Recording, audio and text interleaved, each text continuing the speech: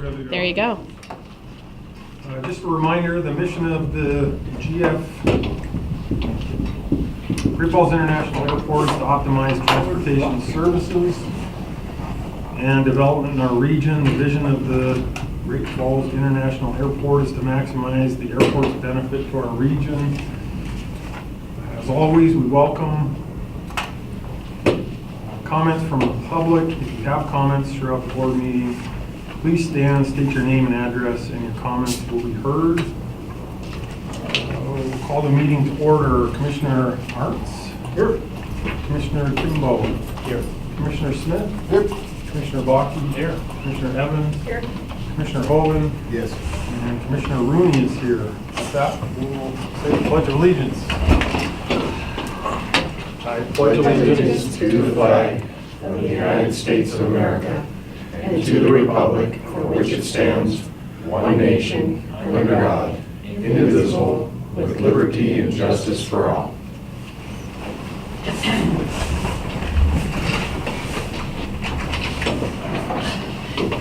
We'll start with the consent agenda.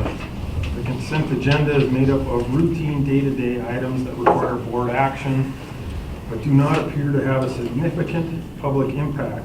Items may be pulled from the consent agenda for separate discussion or vote by any board member. The consent agenda consists of approval of board meeting minutes from February 27, 2018, payroll checks totaling $92,262.15, maintenance and operations checks number 23,749 through 23,808, totaling $1,055,636.50. Approval of the passenger facility charge totaling $40,000, and the financial reports for February 2018. Are there any questions or discussion regarding consent agenda items? Move we accept the consent agenda as stated. A second. The motion has been moved and seconded. Is there any other questions or discussion on the consent agenda? No comments or questions. I'll call for a vote. All those in favor of approving the consent agenda as written, please signify by saying aye. Aye. Those opposed, say nay. And we'll move past the consent agenda to the director's report. Yes, happy March, everyone. I'm passing around a worksheet on our capital projects for 2018. And as that goes around, I'll give you an update real quickly on our large hangar tenant. If you've been following the weekly report, we did sign a lease with our large hangar tenant. They have received bids, which they're happy with, and they've selected Guy Tobacco Construction for their hangar project. He's in the midst of plan submittal right now. I suspect they'll probably be in a position to break ground in about 45 days, maybe a little longer, depending on permitting. The fire suppression system continues to be the one item that more engineering work will have to be done on. The city's pretty convinced that they've got enough water down there with the new water tower, but it will require that 16-inch main to be extended down to the hangar. As the fire company for Guy Tobacco comes on board and starts doing their design work and seeing what model impacts the cities or what model inputs the city's using in terms of flow rate and pressure and that type of thing, there'll probably be some refinement of that. I think there's still an outside chance that we don't need that 16-inch line, that possibly we could do with a 12-inch line, which we have to extend over to the front range hangar anyway. And so that 12-inch line then would come south and be available for this hangar. The city's model says they need not only that 12, but also the 16-inch main in order to make the fire flows. I think, like I said, there's an outside chance that 12 plus the 8-inch line that's already down the frontage road that we feed the final fire plug by gate 1, that might be enough. The water line today ends right around in this area with an 8-inch line down there. It's possible that 8 plus the 12 we're going to extend across here could be enough, but the design process will determine that. If not, we're going to have to pick up that 12-inch main that's up here, extend it across the road, and we'll leave it right here perpendicular to the hangar where they'll come and get it and connect to that. So that'll all be determined over the next 45 days or so as the design process progresses, and we'll go from there. But they are moving right into plan development, so we're pretty encouraged by where we are with that project. I think it's likely we'll see that go in the ground this year. So pretty exciting stuff there. Commercial Lot 1, today is the final day of public comment for the reuse of that property. Commercial Lot 1 is the lot right as you come into the airport over here. That property includes the 911 building, and so there was some federal acquisition back in, I think all the way back in the 80s of property in there. It was indicated that we would be using it for a roadway. We don't need that for a roadway, so we're trying to rezone it, for lack of a better term, to be used as the fueling station and restaurant. That requires that we pull the federal funding out of it. We have a snow truck we bought a couple years ago that the FAA has agreed to swap for the funding. So essentially we take the eligibility off of the land and we put it on the snow rig. And the FAA has already agreed to all that. It requires a 30-day public comment period. It took the FAA quite a while to get that actually published. We were hoping it would be published shortly after we got the property back from the city. But they wanted to finish their environmental review first. They finished their environmental review shortly after the first of the year, and they finally got it published about 30 days ago. So today's the final day. Thus far, they've received one comment, and it was a positive comment. No idea who put it in, but someone likes the idea. So we think it'll probably be released later this week, which would allow us to sign that lease. And just even this morning, I saw a survey crew up on that site again as they're preparing their plans to get submitted down to the city. So I think here in the next 30, 45 days, the city will be receiving some plan sets from two of our developments. We'll be moving forward on that. I met with the city manager about a week or two ago and mentioned to him that we need to get together on that road. As you may recall, the 911 center building land was given to the city for a 30-year lease in exchange for construction of a new road that would just basically replace the existing kind of moonscape Airport Avenue B. It's in pretty tough shape there. There'd be a new road right here. We'll consolidate all of these entry points onto that road, which allows the Mang intersection, when we redo the Mang intersection, to be a little better situated to handle the traffic in and out of there.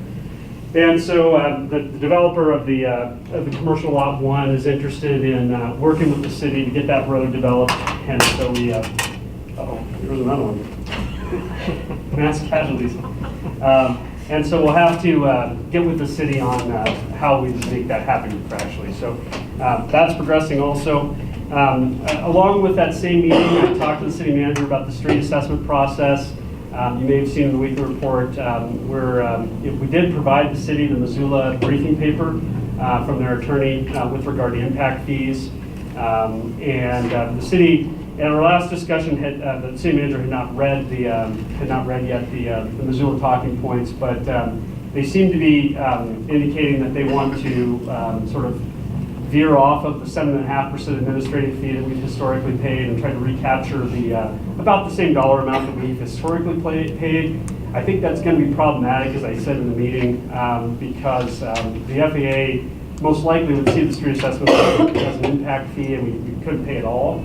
But at least the 7.5% has a basis in Montana law. If you look at the MCAs that create street assessments as a tool, it says in there that you can charge based on actual improvements made. You can charge based on the city's entire budget on an acreage basis. Or number 3, you can contract with another government agency to do the maintenance on their streets. So maybe a school district might say, well, we'll just do the maintenance on streets around our area and only be charged a 7.5% administrative fee, which is historically what we've paid since the authority's been the sponsor of the airport. So I think there's some challenges if we deviate from that structure. Number 1, it's a historic agreement that's been around for 20 years. The FAA has had a chance to object to it for a long time and have not. So I did indicate that we would like to stay on that 7.5% basis. I think we also need to add some language in there to protect ourselves. Should the FAA determine that these are all impact fees and therefore we can't pay, we need to have a way to break that agreement. I know right now the question's being asked by Helena. So in addition to Missoula, it looks like Helena's looking at that structure, and at some point I think the FAA would likely say this entire thing is or isn't compatible with the federal rules. So I think we need to protect for that too. The other thing I was going to mention, well, you've got the reserve paper now, so let's jump into that. So what I've passed out here, as we've said over the last couple of meetings, the program this year that we have capital-wise is going to exceed our available funding that's coming, our inbound available funding. So we wanted to kind of walk through this to show you what we've got and where we think we're short. So sort of starting at the top, we've broken it into our federal and non-federal program. We have both federal and non-federal projects this year. The federal portion of the projects include the snow building up there for about, we currently estimate $1.8 million, and the southeast or southwest taxi lane improvements, which we think are about $706,000, for a total federal program of $2.5 million, a little north of that. That's based on engineers' estimates. We will have bids in May. And since we are over, I think we'll probably ask for a special meeting at some point in May. We open bids on May 14th. We should have the bids in hand in May. In May, yeah. So sometime probably near the first couple of weeks of May, we may ask for a special meeting to cut the project down and get it awarded. We've got some work we want to start on immediately this year because we have so many different things going. So I don't think we want to wait until that May meeting. We may shift the meeting forward or have a second meeting in May. But we currently think our federal program is about $2.5 million this year. This year we will receive about $2 million between our entitlement grants that's based on our passenger volume, along with our 10% local match. It's about $2.1 million. We have a little bit of money left over from our current year's project, just only about $8,000. And then we are allowed to overwrite our current year grants by about 15%, and that's an administrative approval. Typically, it's not withheld. The FAA typically awards that. So basically, what we can do is we can borrow another 15% from next year's funding. Typically, the FAA might make us repay that, but if we have a lot of high priority projects next year, they may waive that, and that would just be funded out of discretionary grants that we have coming next year that the FAA might award us. So there is some opportunity there that possibly all or some of that would be added funding that we would receive by doing this. We don't know that for sure. We probably won't know that for sure until next year. But in any event, we think we can pull together about $2.3 million without affecting our cash flow that would be available. That leaves us a shortfall of about $180,000. And it would reduce our federal dollars for next year by about $450,000. So we'd have $180,000 that we would fund out of next year's entitlements. So when we get our 2019 grant, we would immediately repay ourselves $180,000 out of that money first thing, and then we would have the $278,000 administrative amendment that we would have to repay to FAA next year in the worst case scenario, which leaves us about $458,000 shy next year. I did talk to Billings director just this morning. We are allowed to borrow from other airports that aren't using their their grants this year and then repay them next year. There's a chance we might be able to get all or some of that $180,000 from Billings out of grants they're not going to use this year. And then next year when we get our 2019 grant, we would just repay them. And the only thing that does is it just keeps us from coming out of pocket $180,000. But just one less cash flow drain we would have. So they're opening bids in the next 2 weeks, and they'll let us know if that grant funding is available. It's good for the Montana ADO because otherwise they have to hand that money back to the region. It gets allocated outside our region. They always like to spend all the money that comes through our region. So it's better for everybody if we can do it this way. So we'll endeavor to borrow from Billings if they have the money available. Skipping down to the non-federal portion of our program, we have quite a few things we need to buy. The Alaska Airlines is fully counting on us approving the loading bridge acquisition today. They have no other plan to get people off of the airplane, so certainly we don't want to leave them out there too long. So if we can get through the acquisition of that loading bridge, it's probably going to be about $400,000 that we'd be spending. The airlines have a cost center that they reimburse us for the purchase of those loading bridges. Thus far, this will be our third loading bridge that we've bought from that program. They reimburse us over 15 years for that capital purchase. So everyone's rent will go up a little bit to pay for this bridge, and it'll be recovered with the other bridges over the next 15 years. We have the water line down in the South GA area, which is about $322,000, we think. This is a 16-inch main, assuming we have to extend it. Down there, it will cost us $322,000. We just even this week, I corresponded with the FAA. Their initial read, our ADO representative doesn't have a tremendous amount of experience in aviation. His initial read is that is not eligible. I think there's a strong argument that that is a federally eligible project. The easiest way to think about it is the taxi lane we're building, which serves the same hangar, is eligible. Why would the water line not be eligible? And so we've made that argument. He's researched it, provided actually a part of the grants that seem to reinforce what we're arguing. So they're going to kick it up to the region and see if that water line is eligible. What that would do is it would just give us the option of reimbursing ourselves for that cost at a later date out of our grant proceeds. We could potentially move that up into the top part here if we decided to, and reimburse ourselves on next year's grants, which would increase that number to about $800,000. Otherwise, it'll just be recovered from the tenants down there over 20 years in the South GA area. The sewer system, that was approved back in 2017, but it has not been funded. We ran into some design hiccups last year with the city and had to redesign. That'll be about $210,000 that we'll be paying out of this year's program. That's an already approved project, but still has to come out of cash. And then lastly, we have the electrical expansion, which we currently think will be about $20,000. That's basically to refeed that entire South GA area with three-phase electric. Three-phase is needed for heavy welders, for the pumps that will run all the fire suppression systems down there. Both the new Front Range hangar and the new tenant hangar will both need three-phase electrical to get their fire suppression systems to work.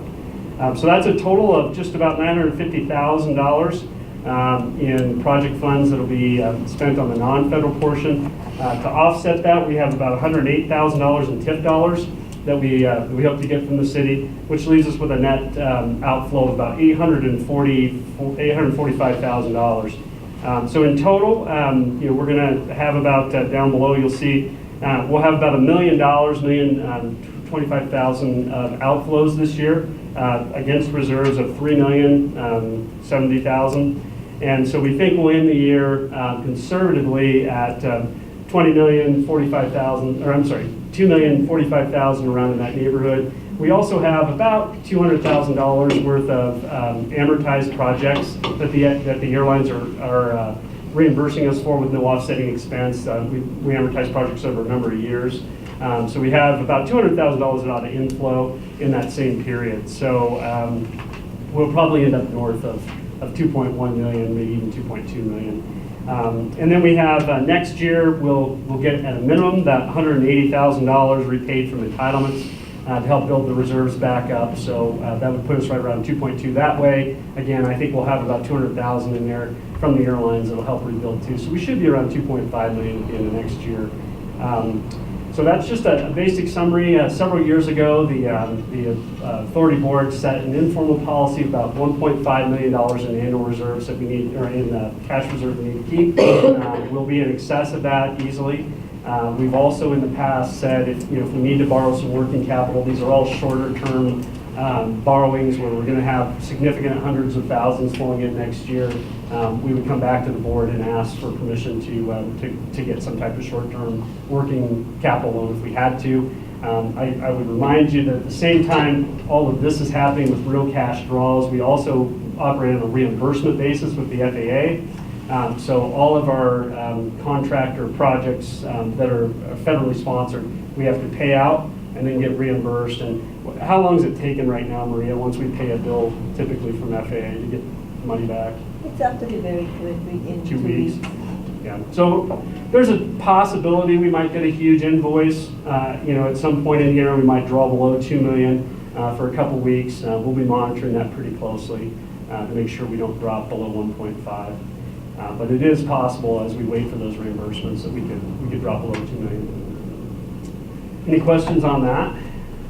Jumping all the way to the end, if we do the lighting, the LED lighting replacement, does that come out of the same as this? So that would further draw down the reserves for this Yeah, year? anything we approve draws down, but in most cases, the annual budgeted rates, like the LED reimbursement, that's not amortized to the airlines, so they'll actually be paying us rent throughout the year to pay that cost back. So, that's a one-time capital expense in the terminal cost center. So as we go through the year, the airlines will be paying that back. So generally speaking, the airline, we're always amortizing a project or two, so there's always a positive cash flow through our rates, so that we don't ever really draw down below, from the working capital side, below, what we think we'll draw from the capital projects. Because there's always something in the rates that they're paying us back for. The next year, well, I think this year and next year, they're still paying off the taxiway C improvements and A4, B4. So that's a couple $100,000 a year that they're paying us, but there is no offset to it because we've already paid it out.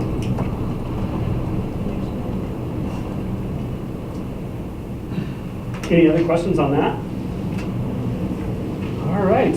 And so, as I said, we'll be receiving bids in early May. And the plan would be to try to set up a meeting shortly after that. If we have to make some cuts to the program, we would do it at that time. Or if we decide we want to go ahead, we would probably update this and make sure we have sufficient cash to keep us keep us above reserves. John, just a couple of questions. The water line to the southwest GA area, if we do have to move that 16-inch, this probably isn't the right number? No, that is the right number. If we don't have to move the 16-inch, then that number is much lower. Okay. And the TIF funding is based on receiving that? Yes. I mean, it's possible the city could tell us fly a kite, I guess. I mean, they have to be a little bit careful with that because TIF funds are used to underwrite bonds. So if you're kind of picking and choosing what projects you do, that increases the credit risk. So TIF funds are kind of, it's important that they're consistent in how they apply those. Okay. And your 180 from Billings, I think you may have talked about there might be other airports as well that could potentially have that source of funding. I don't think there are this year. As we've looked around, it looks like most everybody's going to use their money, but Billings seems to be the best. And this cash flow analysis assumes we don't get anything from Billings. Should we get 150,000 or something from Billings, then we're actually better off down the bottom line. We just don't go that far into reserves. Because we'd end up paying that money back next year. Yes, next year we'd have to pay it back either way, unless the only thing that could change that, well, that money we're going to have to pay back either way, but the 278,000, we do have some discretionary money planned for next year, and we just found out this week that the omnibus spending bill actually gives a big boost to the FAA funding. They're because we've been on continuing resolutions for so long, a lot of the FAA monies are tied up in partial authorizations. They're going to have their full authorization and be able to grant full programs this year.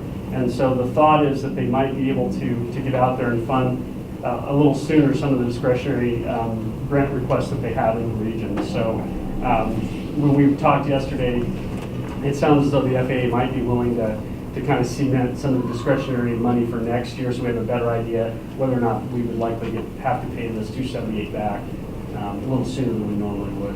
The last few years, we've been getting what we call a Part A, B, and C grant. They're only out a month or two, and so they can't commit the full year of funds, even though the money's in the bank. Unlike most federal programs, the money's actually there, but because the spending's only been done a few months at a time, not a full year, the FAA can't commit to any full grant for the year. So you get tiny little amounts of grants. You'll get your entitlements, but the discretionary money they can't commit to. With the new omnibus bill, they can actually commit a full year of funding. So in fact, it's a 2-year bill for them. So we're pretty excited about that because we might actually find out a little bit more about next year's program early.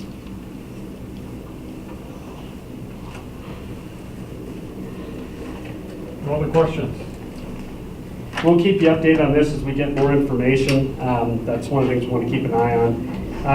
And then lastly, you probably saw the press release, Alaska Airlines has informed us they're going to the ARJ 175. That'll happen on July 19th, which is terrific. They will offer the only first-class cabin to the western states in Great Falls. So that's a terrific change. We're really excited about it. They've given us a couple first-class seats to give away on the first flight. So we're going to put together a little contest and campaign to get the word out about Alaska's new plane. The ERJ 175, if you're not familiar with it, seats are a little larger than a 737. It's a two-engine jet, really nice full-size overhead bins, just a terrific plane. So it shaves about 20 minutes off the flight time. So I think all things are good with that. I think it's going to be a great improvement. And then on top of that, their second flight starts on April 2nd again. They've gotten enough pilots, hopefully, that they can run that regularly. And so we'll be back to 2 flights a day on Alaska. You've probably noticed over the last 2 months, you can see the revenue's down. We have been running pretty much at full capacity, even for February, which is really, last month Alaska averaged 93.5% loads, which is essentially full. After you count for people who just don't show up or miss a connection somewhere, it's about all you can do is 90%. So they're completely full. United is completely full. Delta's probably the lowest load factor right now, but the planes are really, really full. So we're very excited to be seeing this Alaska flight coming in because we no longer have that seat constraint. Where year over year our seats are down.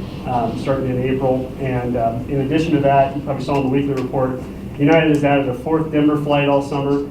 So we'll have actually a 4th Denver run this summer, which is great. Allegiant Airlines has upgraded our A300 fleet to 320s for the most of March and first part of April, which adds about 20 seats per flight. Which is great. And then Delta will be flying a mainline airplane to Minneapolis again this summer. So our seating capacity, United alone is adding 4,000 seats this summer, which is inbound seats, which is a tremendous number. So we're pretty excited. We think we finally kind of turned the corner on the Canadian demand. We think in the next couple of months we should start to see some growth, which is great. It's been a few months since we've had some decent growth. So starting in April, things should really should be popping. So exciting stuff. Is that a 4th Denver flight or 3 Denver and 1 Chicago? 4 Denver, 1 Chicago. Daily on Chicago. So daily will be Chicago, 3 Denver daily, and then on Saturday there'll be a 4th Denver. Oh, okay. Just a Saturday only, but that's still great. And in addition to that, they also have told us they're going year-round with the 3 Denvers. So they're going to be upgrading capacity throughout the rest of the year. Typically, sometime around late September, they drop down to 2. We don't see that 3rd one again until right around March. So now we'll be at 3 Denver. So year over year, our seating capacity will be headed up on United pretty significantly. Are they actually United flights or the SkyWest. Skywest? Yeah, and then right now they're Trans-States. So there's a mix of Trans-State, SkyWest, right now. And that'll probably continue. We did have United in town. They sent out a corporate care representative a couple weeks ago. We talked quite a bit about the need for 76-seat equipment. So we'll see. They were going to take that back and talk about it a little bit. So we'll see what comes out of that. But at least we'll have the 3 flights. So that's good. And that's all I've got on the director's report. Any other questions or comments on the director's report?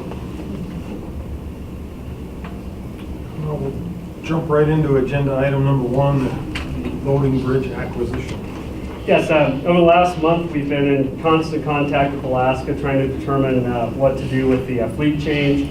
Their initial indication was that they would ground load that airplane. We talked to them again about negative 25 and elderly folks carrying bags up 2 flights of steps. And several days later, we were contacted again to talk about pricing one more time. And then finally, last week, we heard from them and received an email that they do want to proceed with a loading bridge. When we did our rates and charges, redid our program back in 2010, we set up a cost center for loading bridges because United at the time was loading with a scaffolding. I don't know if everybody remembers that. It was quite an operation they had going over there, putting on the county fair.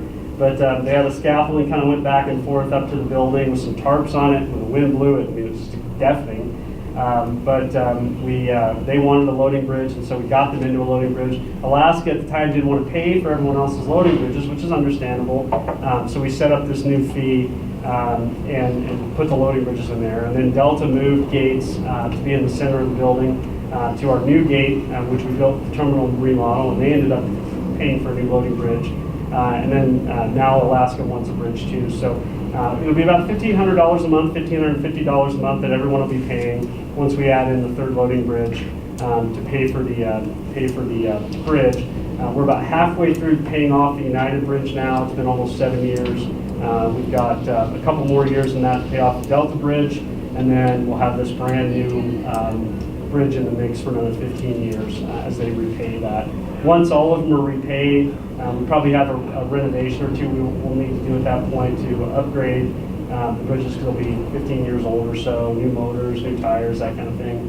But for the most part, eventually this cost center will go away, and we won't charge anymore for that. But in the interim, they don't have another way to offload that plane here. They, particularly the handicapped passengers, it's very difficult to get them up air stairs. And so Alaska does want to make this change. I think it's terrific, and given our climate, it's not Seattle. It's it's not going to be 50 all year round, and it's bitterly cold here and really hot. And I think having people out there on the ramp isn't the safest thing with all that equipment operating and engines and. So I'm really encouraged by this. So we'd really like the board to approve this acquisition. You may notice from last month we have increased the cost. We now have 2 proposals. Both of them are just under $400,000. And we've got to do some work on the electrical system to accommodate the new bridge. So we think the total cost will be right around $400,000. As I said, Rod did get 2 bids. They're within $20,000 of each other for it. And they're both used bridges that'll be renovated, as they say, kind of back to new. It's substantially more than we've paid the last couple of times. And I don't know if that's because maybe the last couple of times we just hit it right where, like a Salt Lake City might have been dumping a bunch of used bridges. I know at one point Denver had gotten rid of dozens of used bridges, and so the companies that build those bridges go and get the used ones on trade-in when somebody acquires brand new, and then they renovate those and sell them to small airports like us. And so I think we hit it right the last couple of times, and this time we're just not quite getting it right. So we're paying a little bit more than we have the last couple of times, but it'll be feel like a brand new bridge. The one we have on the Delta Gate to Minneapolis was done the same way. That's a McCarran Bridge out of Las Vegas that was renovated, and it feels and looks just like a brand new bridge. And Alaska's committed to the 175, and they're not going to balk at paying if they decide to take the airplane out and go back to the coupon. No, they worked this over pretty good. I mean, the first time we talked about it, we had a little phone call, and they came off the call saying, "Yeah, I don't think we need it. We're trying to keep costs down." And then it wasn't even 3 days later that, and I just took it bet and dropped it. And then 3 days later, we got a call from one of their I think it's actually the brand manager for Horizon, and he said, how much would it be again? And they went all through the cost one more time, and the next day they emailed us back and said, yeah, we want to do it. And so they've really scrutinized it. They try to keep their costs down, and we are a very inexpensive airport. For them compared, and throughout Montana, Billings has got a big upgrade, Missoula's got a big upgrade, Bozeman's done big upgrades. I mean, the other ones are getting pretty expensive, and we've been able to hold the line pretty well. So I think they're looking at the overall performance of the market, how much better they're doing, and they've been our fastest growing airline. If it wasn't for this pilot shortage mess, they've added 15-20% per year the last 2 years, and so they're really growing quick. So I think they're just looking at it and saying, we have a premium airplane. Why in the world would we have people out on the ramp in the snow? They have the best offerings, and now with this airplane. And as I pointed out to them, with the transition to SkyWest on Delta to Salt Lake, they've handed that route over to SkyWest now, and so SkyWest does the pricing and do everything else. They're only allowed to fly a CRJ-200, so they're not going to have a first-class cabin. They're not going to have more than 50 seats. That's locked in for a while. And in Denver right now, with the change in how United has taken the Air Wisconsin flights into Chicago, that pushes a bunch of 50-seaters back to Denver too. So I think they're kind of locked in 50 seats. So this gives Alaska a real advantage with that business customer. for a long time, because people will be able to get seniority pretty quickly in that Alaska system and get their free upgrades. Plus, it's a premium plane. So, you know, I think it's perfect timing for them, and I think this is a really smart move. Okay. Just to follow up on the question, though, once they're locked in for that time period to repay for the bridge. They're locked in for 3 years, you know, because the airline agreement expires in 3 years. But at the end of 3 years, if everyone says, you know, we're not going to do this, we're not going to do that, we'll just go to ordinance rates, and everyone will pay the fee regardless, you know. So, and that's what we told Alaska. They said, well, you know, we're evaluating our cost structure here. Maybe we won't even sign the airline agreement. I said, that's fine, but I can't see us going out and buying you a bridge in that event. You'll be stuck into ground handling. So, you know, if we don't get enough support, it's kind of that, you know, that warm fuzzy with the airlines. You know, if they sign up for the airline agreement, that means they agree with what we're doing. You know, if everyone decides, you know, oh, we don't like paying all these fees, then we just don't offer an airline agreement and everybody pays what we say every year. And then we just set the rates to recover what we need to recover. And a lot of airports have done that. You know, I've always thought that's kind of a rough knuckle way to go. You know, but, you know, we've never had the airlines complain about our cost structure since I've been here. They know we've strived really hard, you know, to keep the cost down. Even with the remodel, we've spent $7 million when I think Missoula's into $40 million on this next remodel. And talking to Billings today, they didn't even want to tell me what they were going to spend. When I told them we spent $7 million, the guys were like, wow, you know, that's amazing. And so, you know, I mean, you know, we're keeping the cost down, and they recognize that. It helps when you do it during a recession. Well, and as I said to them, I mean, we just got lucky with the architecture of the building. We were able to make changes without, you know, tearing the entire thing down. You know. Are there any further questions or comments? Go ahead, Commissioner Evans. I move that we accept the staff recommendation approving the acquisition and installation of the new loading bridge, not to exceed $400,000. Seconded? Great. Motion has been moved and seconded. Is there any other questions or comments? No questions or comments, we'll call a vote. All those in favor of accepting the loading bridge acquisition as it's written, signify by saying aye. Aye. All those opposed, say nay. So the motion's passed. And now we'll have all loading bridge gates, so that'll be good. For our climate, that's the way to go. Second item. Yes, street assessment agreements. We've long had street assessment agreements back to 2000, right when the authority was more or less born as a sponsor of the airport. We've had these agreements, and we are at an expiration point in the agreements. They've traditionally been 5-year agreements or 10-year agreements, and so we'd like to go out and execute another 5 to 15 years, depending on what the city would like to you know, to negotiate there. We haven't seen any language yet from them. I know they're working on it. We did encourage them to review the Missoula documentation, just so we're both operating from the same set of information. But you know, we'd like to see something very similar to what we've had in the past, and that's what we'll strive for with this agreement. We don't want to see a bunch of language changes. I think you know, everyone for a lot of years has recognized why we are where we are, and you know, I think that should kind of continue, and rather than introducing a bunch of new information into the equation that the FAA could object to. I think it's best to keep with what we've had. So we'd like permission to complete the negotiations of a street assessment agreement with a term of 5 to 15 years. With the consolidation of parcels, how much less are we paying them? A lot of it depends. So what they basically do is take all their maintenance budget, and they you know, if they spend $20 million, they divide that amongst all the acreage. So from year to year, even under the same basis, it swings wildly. When they had the 10th Avenue stuff going on, it was much higher. But traditionally, we've kind of paid maybe $12,000, $15,000. No, about 5,000. No, in the past In the though. past, Yeah. 5,800, 5,300. That was more than that. Yeah, it should have been. There were some 12s in there. No. So we, The administrative fee, the net is about 5,000. about 5,000. So, and now we'll be at what, about 1,400, something like that? It will go down based on the assessments. Right, but I mean, it'll be like a quarter of what it was, I think. I think it's safe to budget for about 3,000. So, yeah, maybe half then, okay. So we cut it about in half.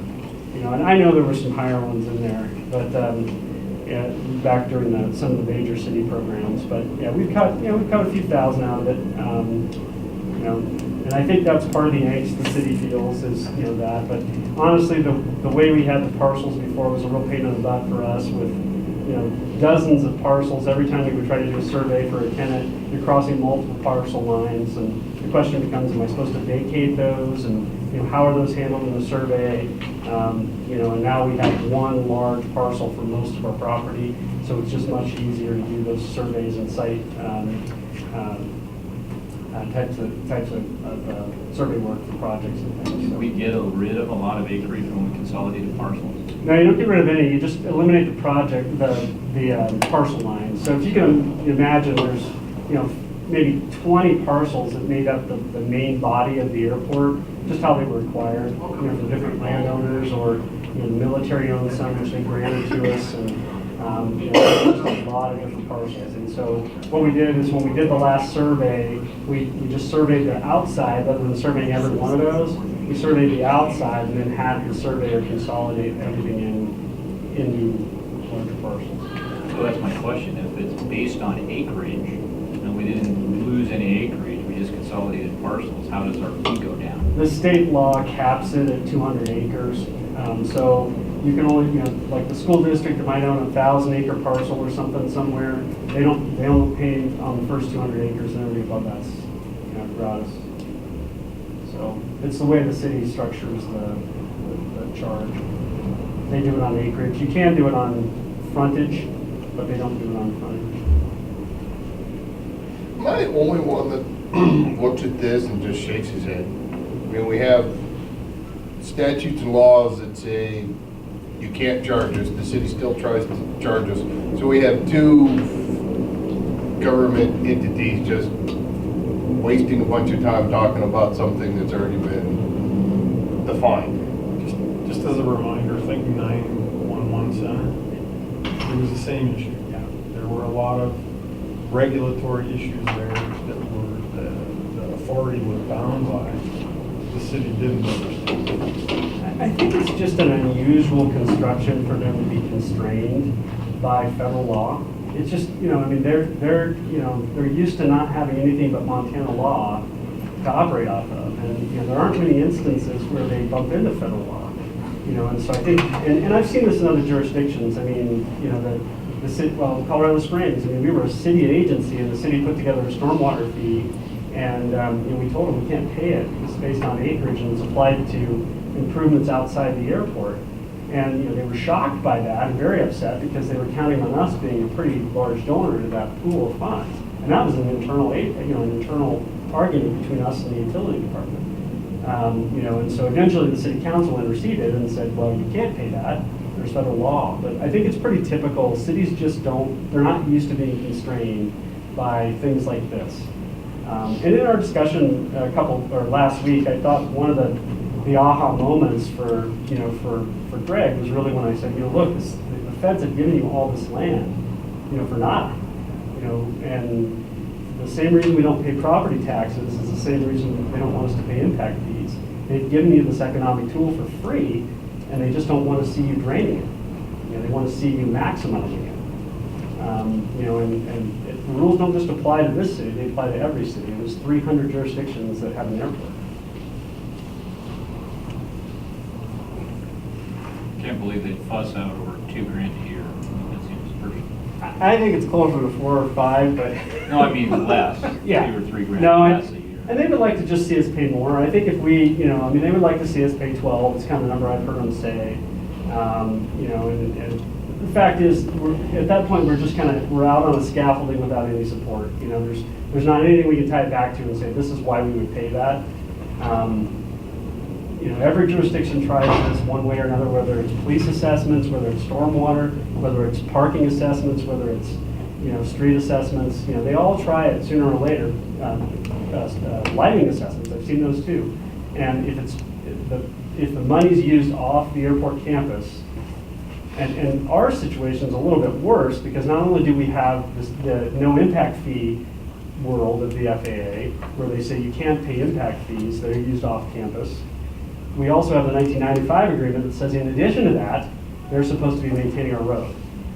So in a sense, the FAA could look at that and say, well, you got two problems. Not only do you not need to, not only should you not be paying street assessments, but according to the 95 agreement, the city should be maintaining your road. So I mean, that we've got kind of two hurdles there we've got to get over. Is that a negotiating tool you want to use, giving up that 95 agreement? Well, I mean, I think that's fair, and it'd be interesting to see what the FAA's opinion on that is. The city actually sees it the other way. They used to have an easement on a piece of road from the water tower back to the interstate. But several years ago, they were getting ready to do a slurry seal on it, and they were going to spend their money. I said, well, don't do that. We've got changes we need to make all of these intersections. Right when we started talking about development on commercial lot 1, and we knew we were going to be cutting it all up. And I said, well, don't do that. Why don't you vacate your easement and give us that piece of road, because we can use our federal dollars to maintain it, and you maximize your funding, and we don't redo this road and then come and tear it out. Which didn't make any sense. And so, we did that kind of in good faith to say, let us take over maintenance of that like we do everything else. And, then one of the things they said was, well, now there's less road up there that's under the 95 agreement. Well, that's not really the case. If you look at the 95 agreement, it says the airport roads are in the control and responsibility of the city. That doesn't delineate how we got them. So, I mean, I think there's there's definitely some discussion there that we need to continue having, but, in the end, I think, the 7.5% is a fair way to mediate this. I think anything beyond that, and like I said, we're coming out there without a whole lot of, undergirding.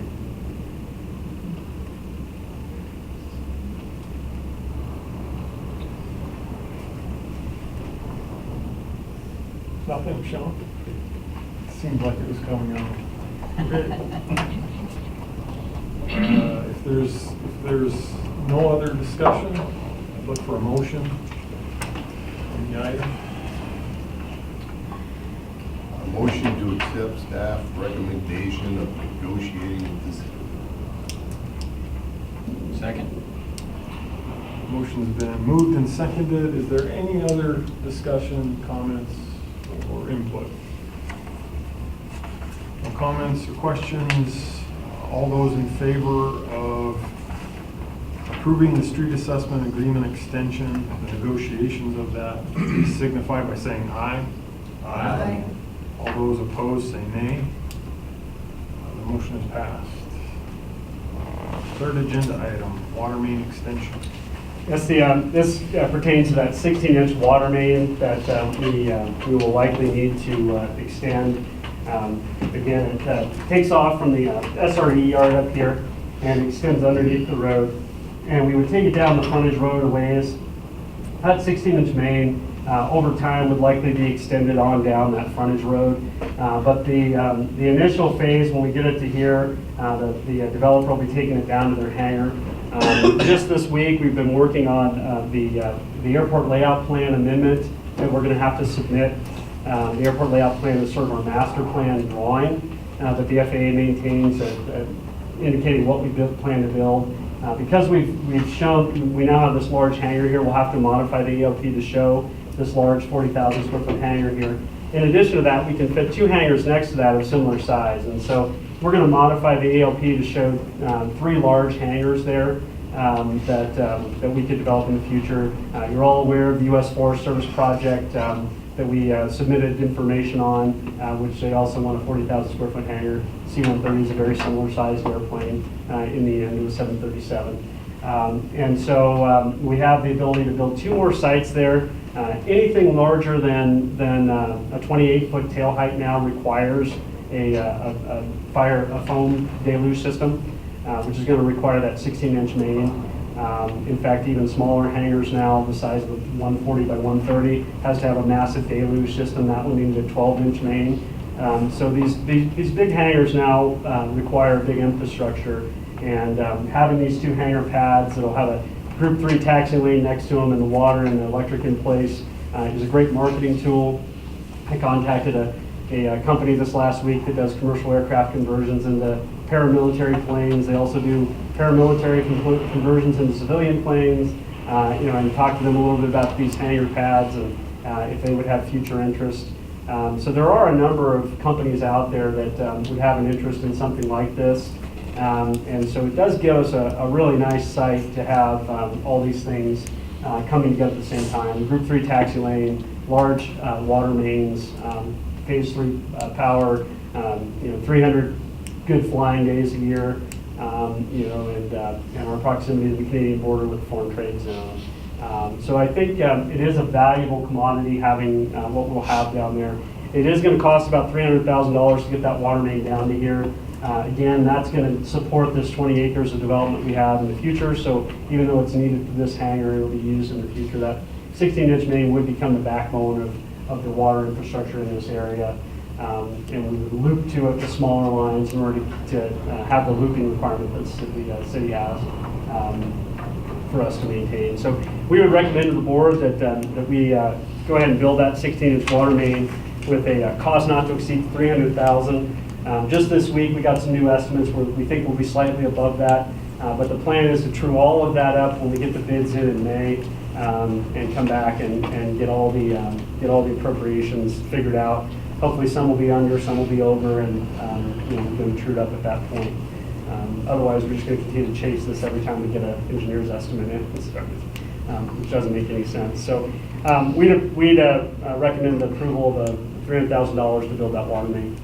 So the 16-inch main currently goes to the edge of the road and services the snow removal building? Yeah. It's 16 inches to there? Yeah.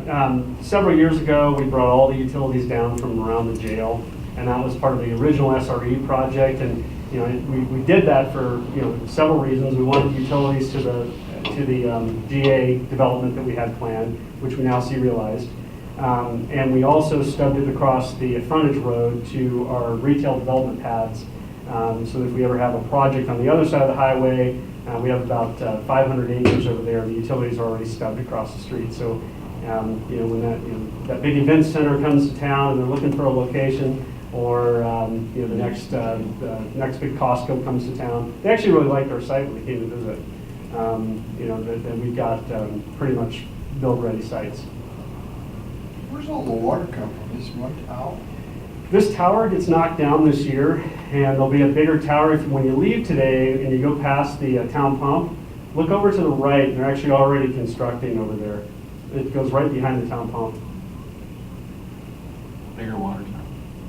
Yeah, it's at, 30 feet higher? 30-some feet higher, And the capacity is quite a bit more too, I Did you think. actually go on an interstate then? They had a pipe already there, so yeah, they just tied into it. It went out by the town pump, and there was already a crossing. So yeah, and hopefully our pressure is going to be a lot better, because our pressure up here right now is pretty weak. So hopefully with that added 30 feet. The other problem they've got is this tower here has so many holes in it. Now, we just had a massive ice flow out of it a couple weeks ago, broke some of our trees. But it's got so many holes in it that they can't fill it up very high because they're worried structurally it's not going to hold up. So the added pressure of all that water isn't there, because when you get the new tower, they'll be able to keep it full, which adds to our pressure. But this one here, it pops a cork about twice a month, and they have to come out and pound in some dowel rods to keep it from leaking. So John, this one is the water line that's in the capital? yeah. So I might have missed you saying it, well, where did 322,000 come from? This is a maximum of 300. So the 322,000 is the current engineer's estimate. Okay. So we're in design right now. So every couple of weeks we get 65 and 90% design. Every time they do a new design estimate, they change the cost.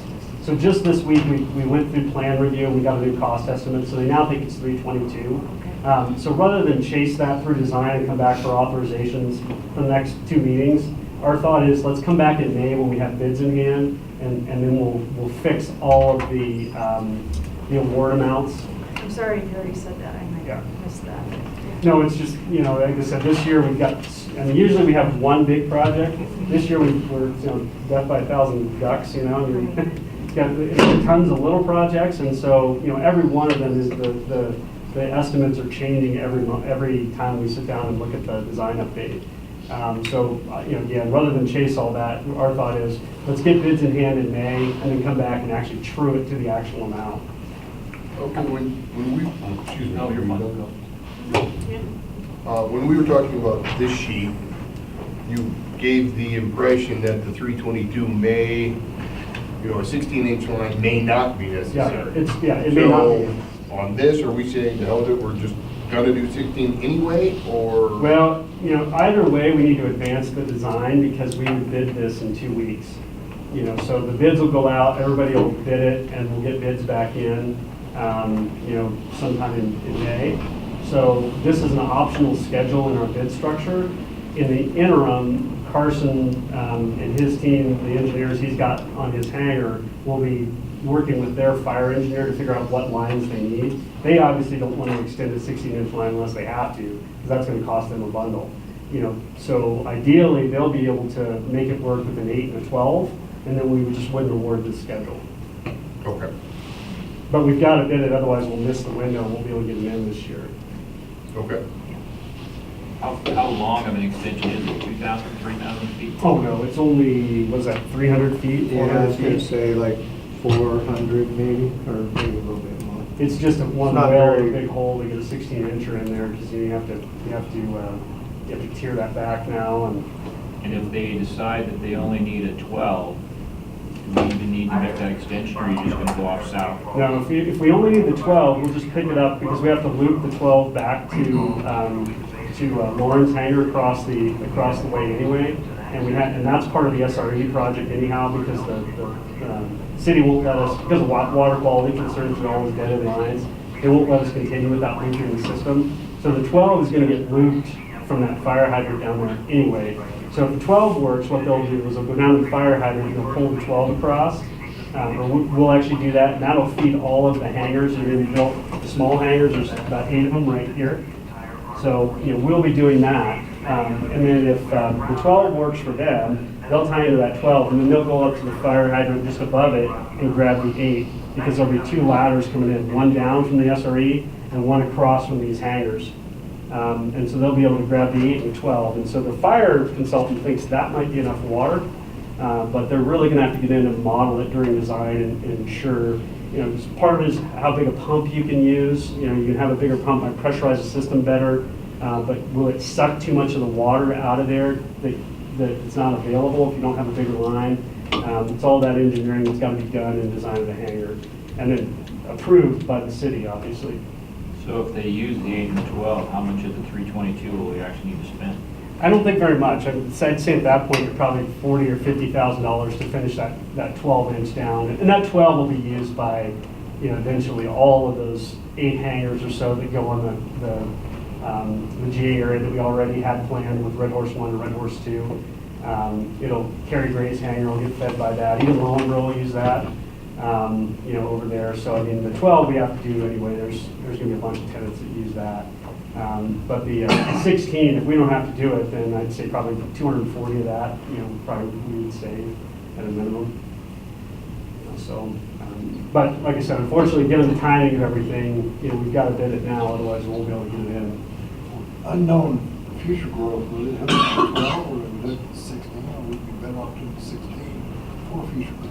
You'll need both, because the city's going to make us loop eventually out to that, out to the far ends of the, I mean, you can see here, the big hangar goes right here about in the middle. We've still got a bunch of acreage down this way to fill up.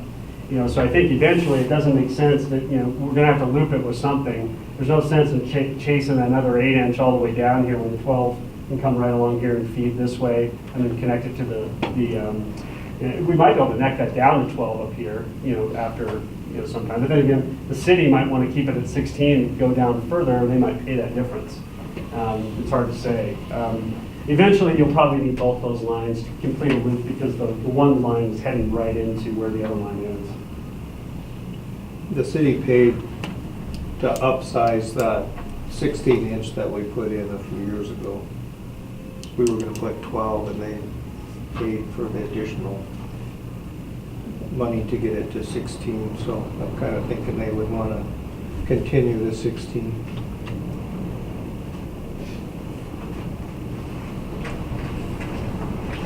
Are there any other questions or comments on the water main extension?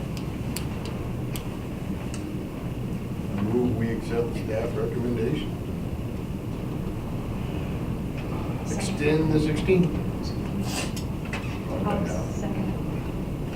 The proposal's been moved and seconded. Is there any other comments or questions before we vote?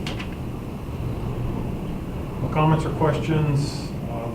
All those in favor of accepting the water main extension as it's been written by staff, please signify by indicating aye. Aye. All those opposed, nay. And that motion is passed as well. Excuse me, that item 4 on the agenda. Yes, as we spoke last month, the master concessionaire contract ends this fall, and we do plan to RFP that. It's been a couple decades since we've RFP'd it the last time, and so we're due. So we're going to put that out to bids. The other thing we want to do is extend that contract to get us through the holiday season. If you're familiar with their operation up there over the holidays, oftentimes they'll have even 2 Christmas parties a night, starting right after Thanksgiving or sometimes even before Thanksgiving, depending on when it falls. And so it's a really busy time of year. In addition to that, most of those parties are already booked.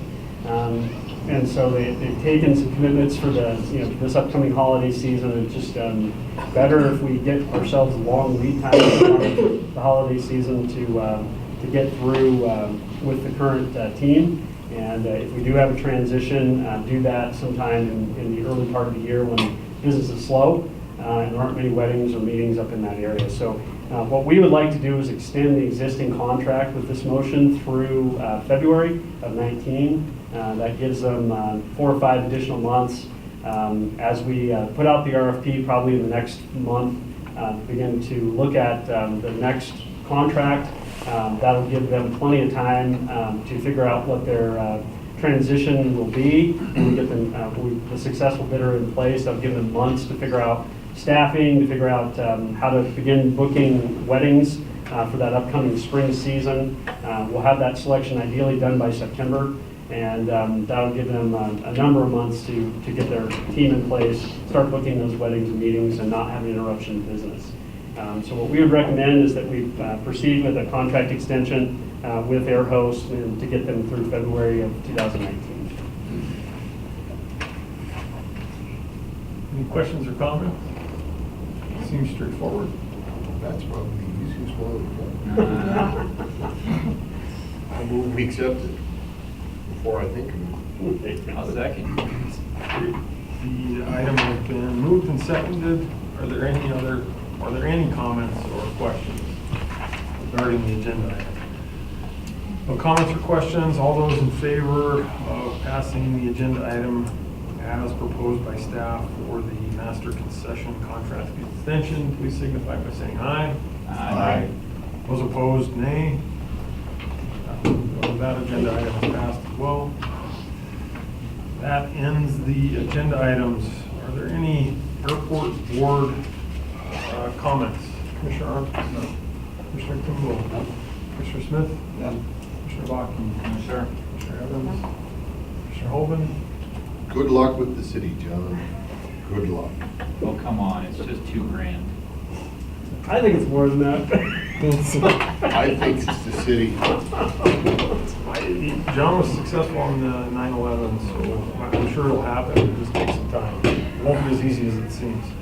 You can always go with the whole idea. Don't go with the 7.5%, then the FBL say you get none, so. Well, I think that's been brought up. yeah, we're trying to point out that, the 7.5% is actually us working with them. The worst case scenario is they not only get nothing, but the FAA could say they're obligated to pay us for our road maintenance. And so the more light we shine on that, I think the worse the position could get for everybody. Any other board comments? Any comments from the public?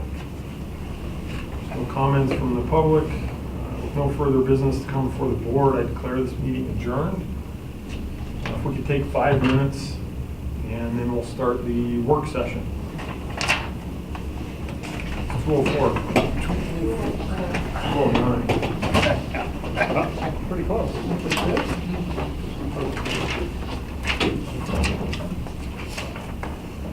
Thought you might mention that it looks like we get to talk about the lab dump for a few more years now. Wasn't that, was that in your report? Where'd I read that? Yeah, the FAA thinks that that it may not be eligible. And so if it's not eligible, we probably won't